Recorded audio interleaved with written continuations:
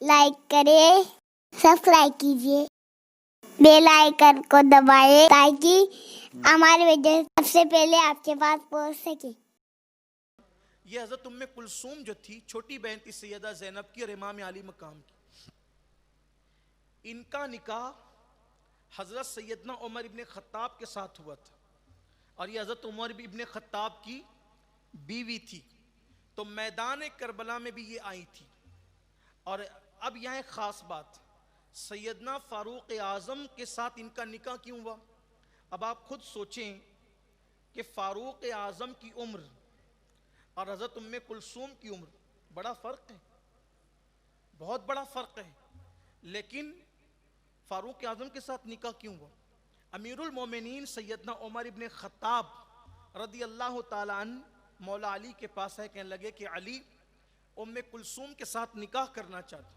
مولا کائنات نے فرمایا کہ عمر آپ دیکھتے ہیں عمر اس کی چھوٹی ہے، تو کہنے لگے نہیں، اللہ کی قسم اللہ جانتا ہے، منبر پہ کہا اللہ جانتا ہے کہ میں کسی نفسانی خواہشات کے لیے ام کلثوم سے نکاح نہیں کر رہا ہوں، بلکہ میں یہ چاہتا ہوں کہ رسول اللہ نے فرمایا کہ قیامت کے دن سارے رشتے ناتے منقطع ہو جائیں گے، ٹوٹ جائیں گے، ختم ہو جائیں گے، کسی کو کسی کا نسب کام نہیں آئے گا، کسی کو کسی کا حسب کام نہیں آئے گا، سارے حسب نسب خونی رشتے بھی منقطع ہو جائیں گے، الا نسبی و سبابی، سوائے میرے نسب کے سارے نسب ختم ہو جائیں گے۔ تو اے علی، میں اپنی نفسانی خواہش کے لیے نکاح نہیں کر رہا ہوں، بلکہ ام کلثوم کے ساتھ نکاح کر کے فاطمہ کا داماد بننا چاہتا ہوں، اور سیدہ فاطمہ سے اپنا رشتہ جوڑ کر کے رسول اللہ سے رشتہ جوڑنا چاہتا ہوں،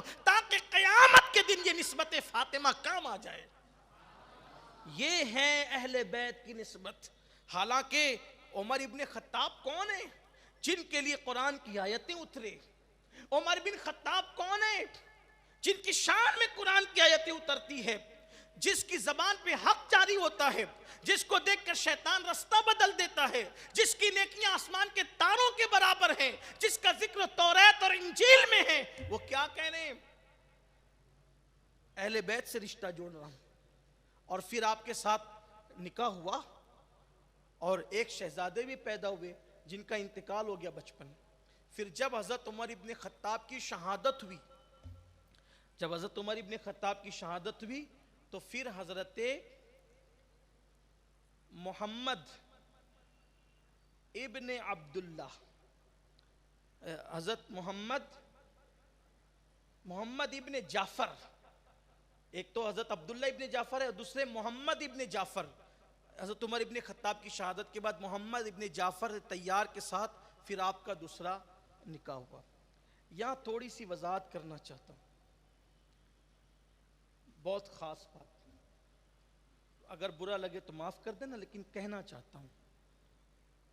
آپ نے اس سے پہلے کی نشست میں بھی سنا کہ حضرت اسماء بنت امیس رضی اللہ تعالی عنہا، پہلے ان کا نکاح حضرت جعفر طیار کے ساتھ ہوا، ان کی شہادت کے بعد حضرت ابوبکر صدیق کے ساتھ ہوا، ان کے وصال کے بعد ان کا نکاح مولا کائنات کے ساتھ ہوا۔ پھر یہ حضرت ام کلثوم کا معاملہ کہ پہلے یہ فاروق اعظم کے نکاح میں تھی، ان کی شہادت کے بعد پھر محمد ابن جعفر طیار کے ساتھ نکاح ہوا، اس طرح اور بھی خواتین۔ لیکن آج اپنے معاشرے کا حال یہ ہے کہ اگر کوئی عورت بیوہ ہو جاتی ہے، کوئی عورت اگر بیوہ ہو جائے تو بیوہ ہونے کے بعد وہ خود بھی اور اس کے خاندان والے بھی اور ہماری قوم بھی اس بیوہ کے دوسرے نکاح کو عیب سمجھتے ہیں، اور لوگ کہتے ہیں کہ یہ شرافت کے خلاف ہے، بھئی شوہر مر گیا اب صبر کرو، جو ہونا تھا ہو گیا، ہے نا، یہی کہتے ہیں لوگ۔ اور وہ جوانی میں چاہ کر بھی نکاح نہیں کر سکتی، دل چاہتا ہے، مگر ظالم معاشرہ، ظالم رسومات، ظالم رسمیں، ظالم زنجیریں، تانے کا خوف، عورتوں کی تانہ زنی کا خوف اس جوان عورت کو سسک سسک کر مرنے پر مجبور کر دیتے ہیں، وہ دوسرا نکاح نہیں کر سکتی، شرافت کے خلاف ہے۔ میں پوچھنا چاہتا ہوں کہ اسماء بنت امیس سے بڑا بھی کوئی شریف ہے اس وقت سماج میں؟ उम्मे कुलसूम बिनते अली से बढ़कर भी किसी के पास शराफत है, जिनके कदमों में गोया के शराफत को मेराज नसीब होती है। ये उन खवातीन की दास्तान पढ़ी जा रही है, जब उन्होंने बेवा होने के बाद दूसरा निकाह पसंद किया, कबूल किया, तो आज हमारी जवान बच्चियां, और याद रखना, जबरदस्ती किसी जवान बेटी को बेवा होने के बाद भी निकाह से रोकना, उसकी ख्वाहिशात को कुचलना, कभी कभी उसको गलत रास्ते पर डाल सकता है। इसलिए याद रखिए, बेवा का निकाह होना चाहिए। हाँ, अगर उसको ख्वाहिश नहीं है, बच्चे छोटे हैं, वो सब्र कर सकती है, तो बात अलग है। फिर हुजूर अलैहिस्सलाम की तरफ से बशारत है कि अगर कोई औरत बच्चे छोटे होने की वजह से उनके उस बच्चों का ख्याल करते हुए बेवगी के बाद भी दूसरा निकाह न करे बच्चों के ख्याल से, तो वो खातून और मैं जन्नत में इतने पड़ोस में होंगे, करीब होंगे जैसे 2 उंगलियां करीब है। बशारत भी है। लेकिन आम तौर पर ये दौर गुनाहों का दौर, माहौल कैसा अजीब माहौल है। इसलिए अगर जवानी की दहलीज पर कदम रखने के बाद किसी हादसे के सबब कोई लड़की बेवा हो जाए, उसका निकाह करना ये शराफत के खिलाफ नहीं है। इस तरीके से तो अभी और भी खवातीन के नाम हम ले सकते हैं, लेकिन अभी उसका वक्त नहीं। लेकिन सिर्फ ये गलत रस्म है। देखिए, अपने जहन को बदलिए, अपनी सोच को बदलिए, अपनी फिक्र को बदलिए। ये जो हमारे दरमियान मुशरिकाना सोच है, ये काफिरों की जो फिक्र हमारे अंदर कहीं ना कहीं से आ गई है, किसी की तहजीब से हम मुतासिर हो गए, किसी के मजहब से मुतासिर हो गए, किसी की फिक्र से मुतासिर हो गए। निकलिए इस गंदगी से। और मैं खवातीन से कहता हूं और लोगों से भी कहता हूं, सरपरस्तों से कहता हूं कि लोग क्या कहेंगे, ये फिक्र दिलो दिमाग से निकाल दो, हमारी कोई बेटी गलत रास्ते पर न जाने पाए।